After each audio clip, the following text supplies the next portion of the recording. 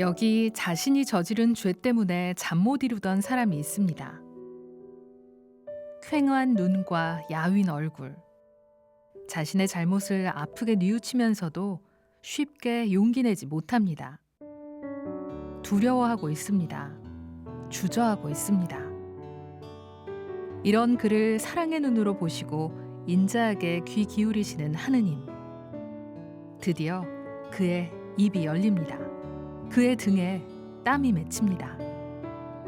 잠시 후 칸막이 너머로 들려오는 소리. 나는 성부와 성자와 성령의 이름으로 이 교우의 죄를 용서합니다. 그는 머리 위로 쏟아지는 따뜻한 빛을 느낍니다. 자책과 두려움을 감싸주는 온기를 느낍니다. 이제 그의 몸과 마음은 새 힘을 얻습니다.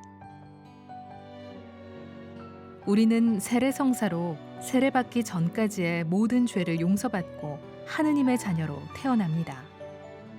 그러나 늘 죄의 유혹 안에 살고 있습니다. 그리고 이런저런 이유로 죄를 짓게 됩니다. 죄는 우리가 저지른 잘못으로 하느님과 단절된 상태가 되는 것입니다.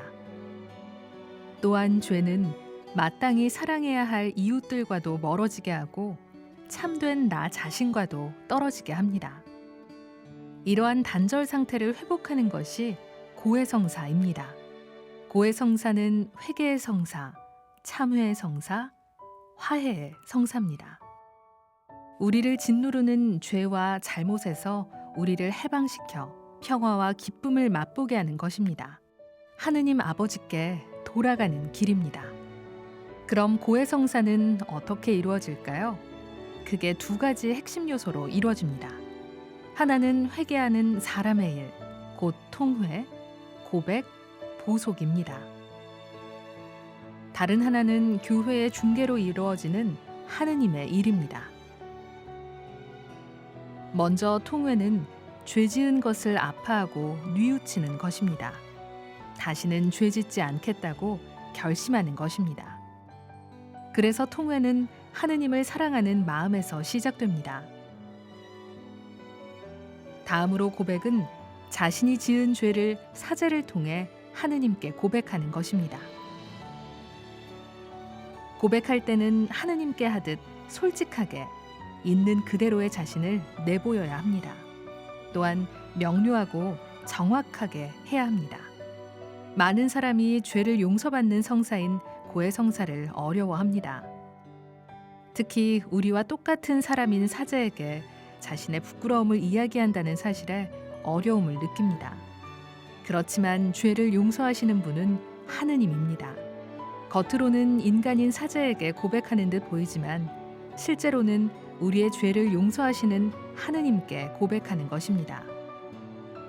고해 사제는 나는 성부와 성자와 성령의 이름으로 이 교우의 죄를 용서합니다. 라고 사죄경을 외웁니다. 사제의 사죄경에 대하여 참회자는 아멘으로 응답합니다.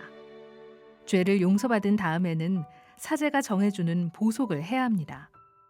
보속은 죄의 결과에 대한 최소한의 갚음입니다. 우리는 죄를 용서받았지만 죄의 흔적을 가지고 있기에 죄의 흔적에 대한 적절한 보상이나 대가를 치러야 하며 그 최소한의 갚음으로 사제가 준 보속을 꼭 해야 합니다. 고해성사는 예수님께서 말씀하신 비유 중에 되찾은 아들의 비유에 비길 수 있습니다.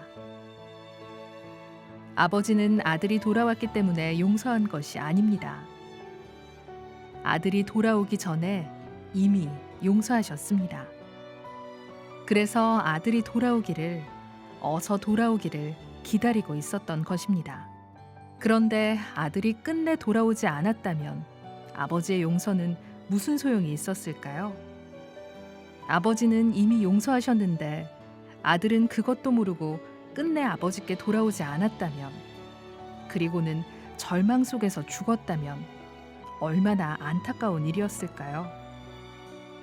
이처럼 우리의 아버지 하느님께서는 끝없는 자비로 우리를 기다리고 계십니다.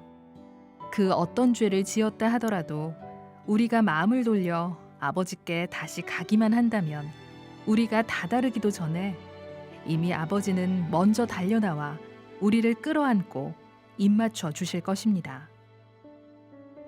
주님께서 죄를 용서해 주셨습니다. 평화로이 가십시오. 이는 주님만이 주실 수 있는 평화입니다.